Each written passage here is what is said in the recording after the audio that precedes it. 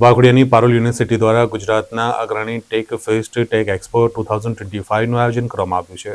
Parul university ગુજરાતનો અગ્રણી tech fest tech expo 2025નું આયોજન કરવા જઈ રહી છે, જેમાં યુનિવર્સિટીના અનેક વિભાગમાંથી વિદ્યાર્થીઓ પોતાનું ઇનોવેશન રજૂ કરશે, જે તેનું વાર્ષિક ફ્લેગશિપ ટેકનિકલ એક્ઝિબિશન તથા ગુજરાતના અગ્રણી ટેક ફેસ્ટિવલ પૈકી એક છે. આ રોમાંચક, માહિતસભર અને આકર્ષક event engineering, applied science, computer applications અને કૃષિ શાખાઓના છેલ્લા વર્ષના ડિગ્રી અને ડિપ્લોમાના વિદ્યાર્થીઓને પોતાના અદ્યતન ટેકનોલોજીકલ ઇનોવેશન રજૂ કરવા માટે એક પ્રીમિયર પ્લેટફોર્મ પૂરું પાડશે.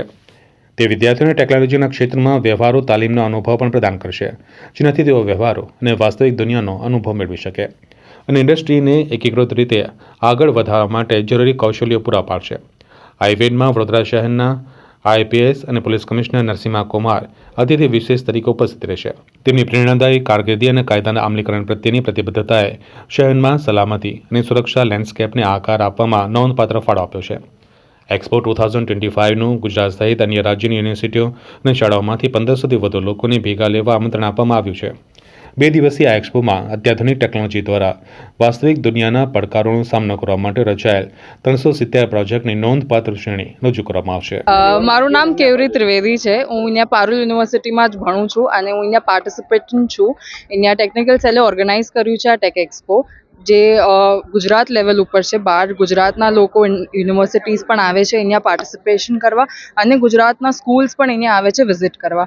આ બહુ જ એક સારું એક્સપ્લોઝર મળી શકે બધા સ્ટુડન્ટ્સ માટે, જે નાના બાળકો પણ છે એ લોકો માટે પણ આ બહુ જ સારું એક એક્ઝિબિશન ટાઈપ થઈ શકે, જે ટેકનિકલી ઇન્વોલ્વ હોય, જે લોકો ઇન્ક્લાઇન્ડ હોય એ તરફ શીખવા માટે. અને મારું અહીંયા જે છે એ પણ એક કમ્પ્યુટર સાયન્સનું ફિલ્ડ છે, જેમાં હું પ્રેઝન્ટ કરી રહી છું. ટેકનોલોજીકલ બેઝડ સોલ્યુશન છે. તો આઈ થિંક બધાને આવવું જોઈએ અહીંયા, ને અહીંયા બહુ જ સરસ એ લોકોને શીખવા અને જાણવા પણ મળશે. सबसे पहले तो सभी को नमस्कार. मैं अमन पारेख बीबीए पारुल यूनिवर्सिटी का छात्र हूँ. और रही बात अगर टेक एक्सपो की मैं बात करूँ तो हम सभी को पता है कि डे बाय डे टेक्नोलॉजी का कहीं ना कहीं ग्रोथ हो रहा है. तो वो चीज़ को स्टूडेंट्स ने अपने मद्देनज़र में रखते हुए उन्होंने काफ़ी इनोवेटिव प्रोजेक्ट्स भी बनाए और यहाँ पे हर किस्म के प्रोजेक्ट्स को बनाया गया, चाहे फिर वो एआई के रिलेटेड हो, दैन फार्मर्स के रिलेटेड हो, मेडिकल के रिलेटेड हो, सभी चीज़ों पे फोकस किया गया है. पास्ट में जो चीज़ें नहीं थी उसको कैसे इनोवेटिव वे में बनाया जाए उस पर भी फोकस किया है. मोर देन 400 प्रोजेक्ट्स है और अब 1000+ स्टूडेंट्स फ्रॉम स्कूल, जो वडोदरा के लोकल स्कूल है वहाँ से स्टूडेंट्स ने यहाँ पे विजिट किया है. And as a managing committee, as a organizer हम लोगों ने भी बहुत इस चीज़ पे मेहनत किया. ईयर बाय ईयर ये चीज़ बहुत ग्रैंड लेवल पे होती जा रही है. It is extremely important sir. हम लोग जो अभी पढ़ रहे हैं, हम उसका प्रैक्टिकल एप्लीकेशन जितना देखते हैं उतना ज़्यादा समझते हैं उस चीज़ को. तो हम basically I am from mechatronics engineering. So हमने जो प्रोजेक्ट बनाया है it is completely based on whatever we have learned, right. So जो टेक्स्ट बुक नॉलेज है that does give you an understanding, but a complete grasp of the concept जो actually industry में use होती है वो projects के through ही आती है. I have done projects from first year throughout my engineering. I am in 4th year right now, and the main knowledge, the actual knowledge that I've gotten is from the projects only. So that's what I can say. Okay, so I think vision is very important. One of my mentors said that when I was in my first year. And I did not understand it then, but I understand it now when I'm heading a team in 4th year, that vision is very important. We need to show the other team members vision, because there might be times that when people feel demotivated or don't understand why we are working for this, because things do get strenuous, right? So we have to show the vision, come to the same table, bring everybody to the same table, that why are we doing this? Why did we start this project? We are here to learn, we are here to do something in our future, right? So that's my thought about it.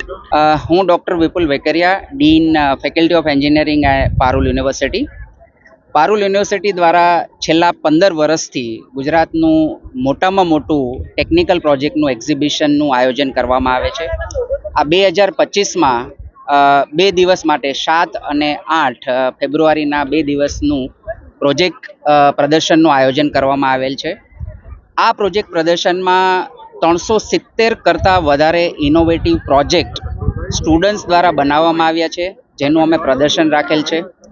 આ એક અભ્યાસના ભાગરૂપે faculty of engineering and ટેકનોલોજીના degree and ડિપ્લોમાના students 2000 કરતાં વધારે વિદ્યાર્થીઓએ આ project જુદા જુદા ટેકનોલોજીમાં artificial intelligence, robotics, defence sector, aeronautical engineering, electronics, mechanical ઘણા બધા ઇનોવેટિવ આઈડિયાઝ કે જે સોસાયટીના પ્રોબ્લેમ છે, જે ઇન્ડસ્ટ્રીના પ્રોબ્લેમ છે, જેનું સોલ્યુશન એક ઇનોવેટિવ અને ક્રિએટિવ રીતે કરેલું છે. આ પ્રોજેક્ટ પ્રદર્શનમાં અમે ખાસ કરીને સ્કૂલના વિદ્યાર્થીઓ 20 કરતાં વધારે વડોદરાની સ્કૂલના વિદ્યાર્થીઓ કે જે એન્જિનિયરિંગમાં પોતાની કારકિર્દી બનાવવા માંગે છે 11 અને 12 સાયન્સ પછી, તો 1000 કરતાં વધારે વિદ્યાર્થીઓ આજે વિઝિટ કરી રહ્યા છે.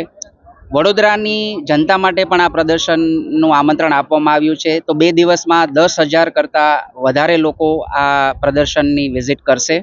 અને ખાસ કરીને આદરણીય પ્રધાનમંત્રી શ્રી નરેન્દ્ર મોદી સાહેબનું જે વિઝન છે, make in India, startup India and digital India, આ એક વિઝન ઉપર અમે પારુલ યુનિવર્સિટી સ્ટુડન્ટ્સોને માર્ગદર્શન આપી અને એક પ્રોજેક્ટ પ્રદર્શનનું આયોજન કરેલું છે. અને આ પ્રોજેક્ટ પ્રદર્શનનું ખાસ એક મહત્વ કે ટેકનોલોજીની દિશામાં લોકોને જાગૃત કરવા અને જે સોસાયટી અને ઇન્ડસ્ટ્રીના પ્રોબ્લેમનું ક્રિએટિવ સોલ્યુશન કરી અને દેશને કેમ મદદરૂપ થવું, એ એક ખાસ પ્રોજેક્ટ પ્રદર્શનનું હેતુ છે અમારો. અને એક છેલ્લી વાત કહીશ કે ઇન્ડસ્ટ્રીમાંથી અમે ડેલિગેટ્સ મૂલ્યાંકન માટે બોલાવવામાં આવેલા છે. તો 50 કરતાં વધારે ડેલિગેટ્સ ઇન્ડસ્ટ્રીમાંથી આવેલા છે, જે બેંગ્લોર, હૈદરાબાદ, દિલ્હી અને વડોદરા, અમદાવાદ જેવી મોટી કંપનીઓમાંથી બોલાવવામાં આવે છે. અને જે વિદ્યાર્થીઓને માર્ગદર્શન આપે અને આગળ આ પ્રોજેક્ટને પેટન્ટ કરાવી શકાય, સ્ટાર્ટઅપ ચાલુ કરાવી શકાય કે કઈ રીતના આપણે આગળ આ પ્રોજેક્ટને કમર્શિયલ બનાવી શકાય, એનું અમે પણ માર્ગદર્શન આપવામાં આવ્યું છે.